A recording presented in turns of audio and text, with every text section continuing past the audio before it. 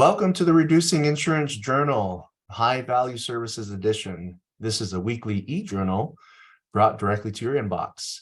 To subscribe, visit ridjournal.com. In today's issue, we are going to explore the topic 3 marketing mistakes practices make when trying to grow high-value services. You can also listen to us as a podcast on iTunes, Google Play, Amazon Music, or your favorite podcast tool. If you like video, subscribe to our YouTube channel, RID Journal. My name is Ben Tuine, and I am your host for today's edition. Let's dive straight into this. Today, I'm with my very good friend and colleague, Naren Aruraja. Naren, great to be with you today. Glad I'm here with you today, Ben. And I think today's topic, 3 marketing mistakes practices make when trying to grow high value services, would be a great topic. As you know, I work with, a few hundred dental practices. And so, I mean, there's a lot of mistakes people make, but these are the top 3 mistakes that kind of determines whether you are going to be successful or not with high value services marketing. I'm looking forward to hearing your thoughts on this. And of course, with you being sort of a top tier expert, all things marketing and dentistry, very excited to hear your feedback here. When you talk about high value services, it's such a great way to increase hourly revenue, and strengthen practices financially against the need of being in network with PPOs. Let's dive straight into this, Naren. Can you basically name the 3 biggest marketing mistakes that practices make when they're sort of targeting or marketing for high value services in dentistry? Absolutely. I'm going to paraphrase each one of these 3 mistakes, the top 3.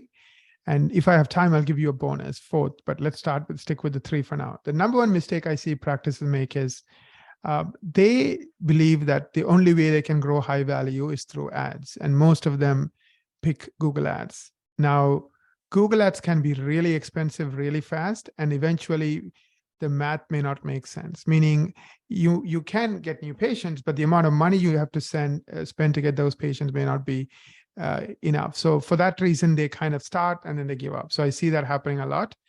The second reason is just because you throw money, it doesn't mean it's going to work. So there's so many other pieces you have to figure out and sort out before you really have a successful Google Ads campaign. So I'll dive into some of those challenges where those who are doing Google Ads not being properly prepared and how that impacts their high value business, especially when they give up and, just say, this is too hard, I'm not doing it.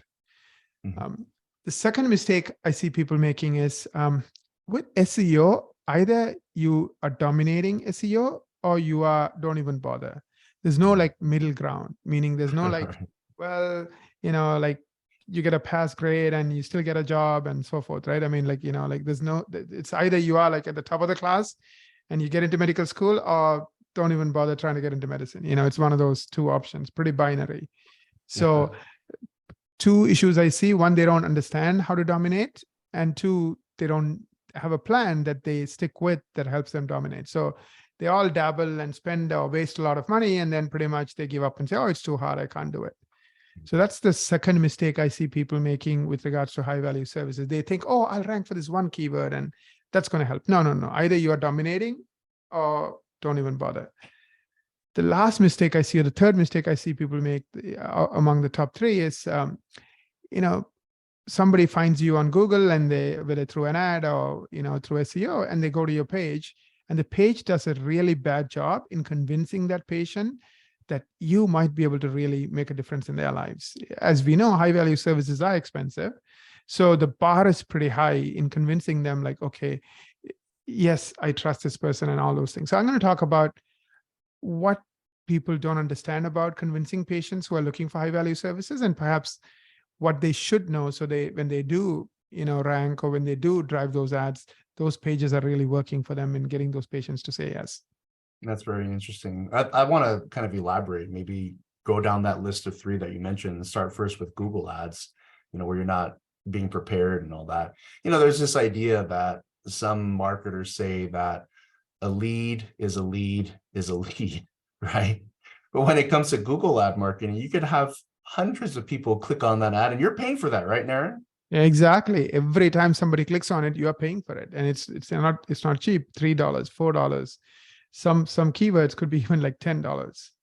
So what's the difference between a lead is a lead and a lead, a good lead is a good lead in terms of when you're looking at Google ads, either you're not getting leads or you are getting a lot of leads, but let's take a look at the part where you're getting a lot of leads, but you're not converting those to patients, right? What are some of the Exactly. issues that you typically see there with those types of issues? Exactly. Like I'll tell you a story that kind of illustrates this point. Like I work with lots of clients and some of them, starting out, either they buy an existing practice or they go and do a startup. Mhm. Typically, when they buy an existing practice, there's a good chance, as long as they didn't make any big mistakes in paying too much or getting an empty shell of a practice, they typically do well. But when they typically start a practice, very few do well. And there are a lot of the reasons they don't do well is they don't have a proper plan. Like, for example, they think they just spend this $500,000, build this brand new practice, and then all of a sudden everything will take care of itself. That's not how it works, right? A lot of times you have to get one patient at a time. The advantage you have when you buy a practice is you get 1,000 patients on day one. Here you get 0 patients on day one. So Right. so now to get those 1,000 patients, it's going to cost you money, and you don't have and a strong plan and patience, right? You can't just get 1,000 patients just like that in one day, which you would if you bought a practice. So because they're not prepared, many practices go down that startup road, end up selling or giving up, or pretty much very few startups that actually are very happy with the startup. Yeah. I'm not saying that you can't do a startup well. You can, but the reasons you fail is because you're not prepared. You don't have the financial wherewithal. Same thing with Google Ads. A lot of people don't understand. They think, like you said, Ben, a lead is a lead is a lead. It's not, right? See, when someone clicks on an ad, they don't trust you. It's Mhm. almost like I'm coming in through the door that I distrust, right? Because I know it's an ad. Anybody can buy an ad. So the first question they're asking is not really, are you the right person? It's like, what's wrong with this picture? It's always like, what's the catch, right? Anytime somebody tells you, oh, it's too good to be true, you are not looking for why it's good. You're looking for what's the catch? What's that thing that's too good to be true? Same thing with ads, right? They come with the doubt. So they're looking for reasons to get out. So the number one issue is they will only spend 15 seconds versus when they come through SEO, they're spending 90 seconds. So you have to be Superman, and your process when it comes to conversions has to be unbelievably awesome in getting those people who are only going to give you 15 seconds to get over that distrust they have the second they clicked on it. So that's number one. And then get to trust you, like you, and so forth, which I'll expand on in one of the points that we're going to get into, which is not knowing how to get patients to say yes. So I think it's not having the right budget, not knowing what you're up against because of the trust issue, not having a proper plan to overcome it.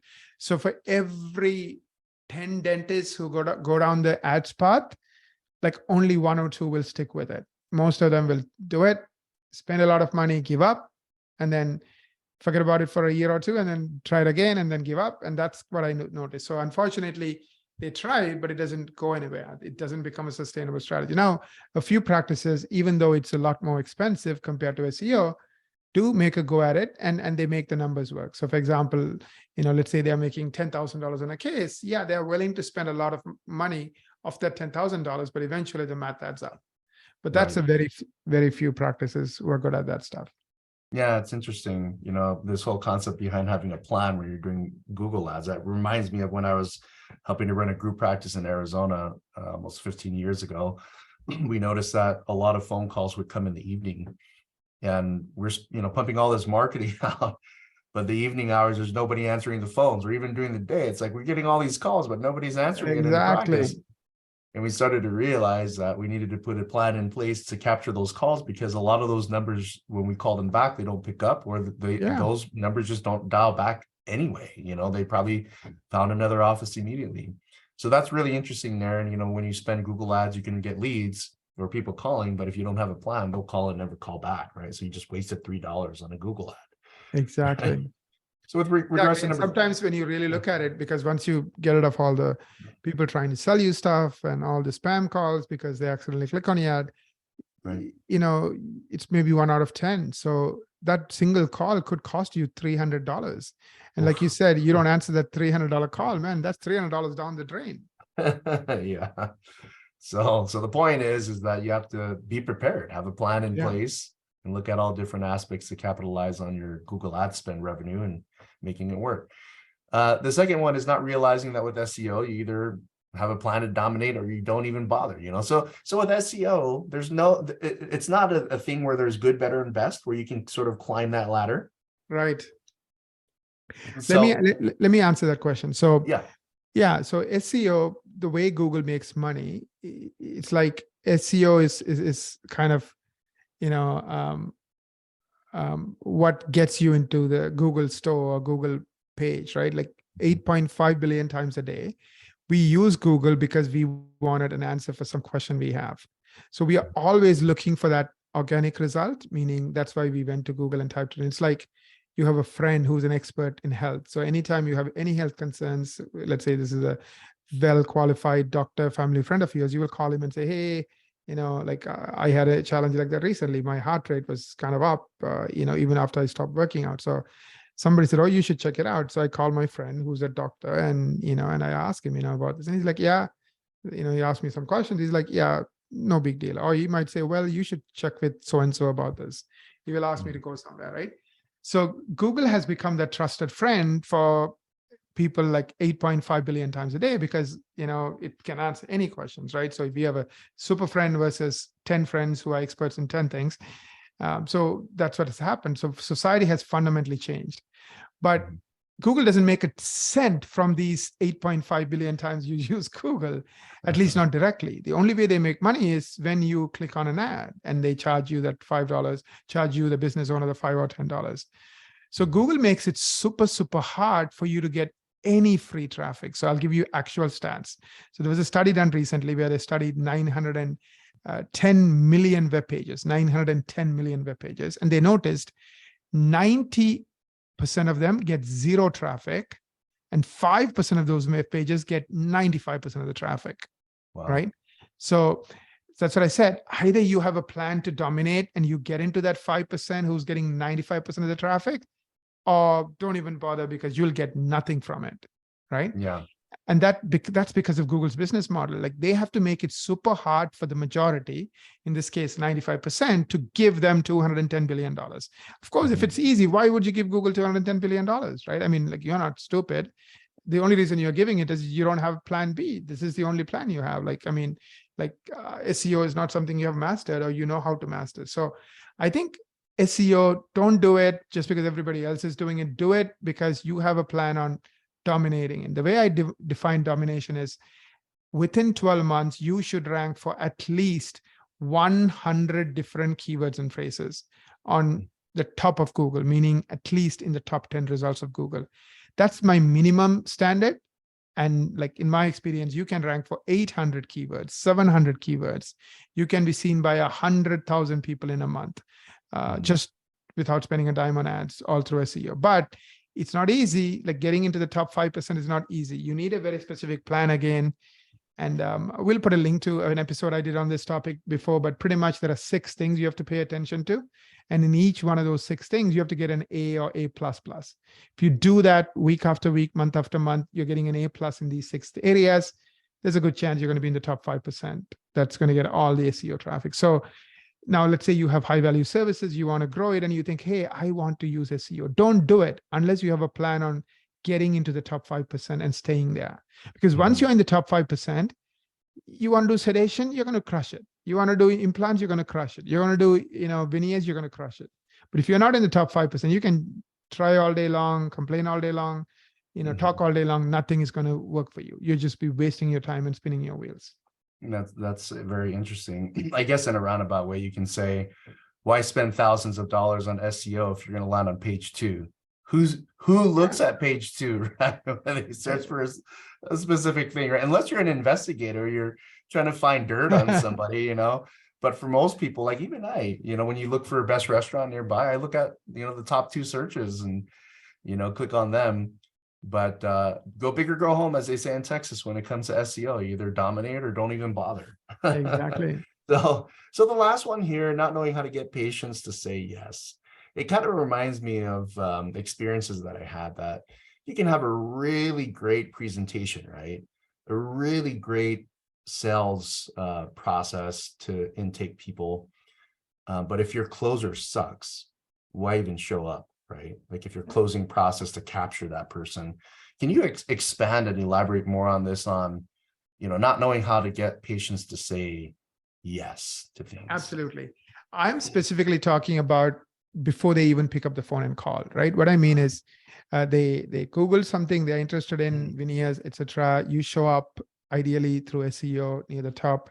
They click on your page, right? Now, how do you convince them that they should call your office? And again, humans want shortcuts. That's the way we are wired, right? When we are driving, a lot of times we don't even realize we are driving. It's autopilot. Like we love autopilot. That's how we live our life. It's because that way our brain can be on autopilot and do something. So same way, the autopilot that we have built, over the last 5-10 years, when it comes to picking any service, is pretty much the same thing, which is I start researching on Google, and then I notice something, like you said, near the top of Google, organically, not necessarily ads, and then I click on it. When I click on it, I'm trying to answer 3 questions. Are you an expert? Like we all want experts today, right? 30 years ago, we loved generalists, but now we want specialists. You want somebody to redo your house, you want to do your kitchen, you want a person who specializes in kitchens. You don't want a general contractor, right? Because you think someone who totally focuses on kitchen, is really good at kitchen, is the best, is going to give you the best kitchen, right? So we want specialists. So how do you show that you are the specialist? They have to believe that you are the expert in that thing they're looking for. So let's say veneers or implants, whatever it is that they are interested in, you have to show them that you are the specialist. How do you do that? One way to do that is have different videos where you're talking about that topic. So if I see you featured on other websites talking about that topic, like even 1 or 2 minute videos, my subconscious mind says you are a specialist because you have been featured as an expert, on these different videos. So subconsciously, yeah, you must be good. Otherwise, why would these websites feature you? Second thing that they're asking is, do I trust you? That's where, cases become important. Like ideally, the before and after, but a lot of times for so many years, people thought, let's just use mouth pictures or teeth only pictures. I really think you need to show full face pictures for high value services. You want to show the transformation, the before, and how this person's life changed thanks to you for what you have done, right? Veneers, like somebody had, missing teeth and beautiful smile, or somebody had, stained teeth and like perfect bright smile. You want to show them how this changed their lives. So that's where the trust comes in. You can also embed Google reviews on that page specific to veneers, if that's the page the person is on. So now again, that shows that there is a credible source, third-party verified reviews saying you are good. So you can take those reviews, embed them, saying as seen on Google. And the last one is, if we want to find a doctor who we like. So again, those videos, if you explain things in a way I can understand, if you use personal pictures, even like something that makes you relatable, like now I feel like you are someone who will understand me, someone who I'll feel comfortable with. So getting people to see you as an expert, trust you, and like you is key. Now, again, I'm not exaggerating, but like 80-90% of web pages suck. So first, they don't rank, so nobody's finding them. And then if they do have an ad campaign, they don't have a proper plan, and they're not, implementing it properly. And then when they do rank, they don't answer these 3 questions in 90 seconds. The key is not only answering these questions well, but doing it quickly. So getting rid of all the other distractions, just doing these 3 things. Yes, I'm an expert. Yes, you can trust me. Yes, you like me. That's awesome. It's one of those things where if your content is aligned to really close these patients without you even talking to them, that's the whole idea, which is very, very hard. I was watching these videos on Facebook, and one interesting thing is I saw this video of this guy out of Nigeria, Africa. He's eating African food. Of course, it's very funny content. But that 5-minute video, he had somewhere in the range of 500,000 views. And I looked at all his videos, like, this guy's getting 300 to 500,000 views for each video, right? Where, Right. Of course, they make money based upon the amount of viewers that they get from the way the YouTube algorithm works and all that. But it's interesting to me that this whole concept of having online content is really the good ones. They design their websites to really close the patient before the patient even calls you. By the time patient calls you, it's just buying questions after that, right? Exactly. I didn't get into the fourth point, which is like, how do you answer the phone call and all that stuff? But yeah, you're right. So then you have to do an excellent job on the phone. And then once they see you for the first time. So the job is not done, but I think marketing's job is done when the phone rings. Absolutely. Well, Naren, you have such a great knowledge and depth of knowledge on the whole world of marketing. You can truly tell that your years of experience in this field has kind of molded you into a really good understanding and educator on all things regarding marketing. I'm sure, dentistry is probably just one aspect of the whole marketing game that you understand very well. What I like to recommend, if you haven't already done it, is, as you can tell, Naren really knows his stuff, and his team members do a fantastic job providing something called a marketing strategy meeting. And this strategy meeting, well, maybe Naren, can you explain to our listeners what somebody would get out of scheduling a marketing strategy meeting with your team members? Absolutely. It's a $900 value, and it's no cost to any listener of the RID Journal like you are. So we'll put a link. It's ridjournal.com/MSM. What it is our team will spend 6 hours prior to the meeting to find out how you are doing when it comes to Google. Are you crushing it? Are you dominating it? If not, what you need to do, like these 6 areas, what you need to do over the next 12 months to get to that A in every one of those 6 areas so you can dominate. So we'll give you a report card. Plus, we'll give you a plan. So if you're not dominating, if you're not ranking for hundreds of keywords, okay, this is what needs to happen in these 6 areas over the next 12 months for you to be in the top 5% that's dominating. The second thing we'll do is, okay, fine, now you're dominating Google, you're being seen again and again, people are clicking on your website, which is part of what you need to do. Is how do you influence them, right? How do you convince them to pick up the phone and call you? And some of the things we talked about today about how people think and what they do in that 90 seconds. So we look at it from that angle, all the pages that are ranking. If they're not ranking, no point looking at it, but they are ranking, then okay, what do we need to do to improve those pages so you can now make the phone ring? So it's a awesome comprehensive analysis. And then take that analysis and the plan that comes with it and implement it. Give yourself an year, make sure you are tracking those metrics. So by end of year 1, you are, A in everything you need to be. Absolutely. Like we mentioned before, have a plan to dominate and go big or go home. The marketing strategy meeting is definitely one of those ways where you can formulate that plan with the help of Naren's team.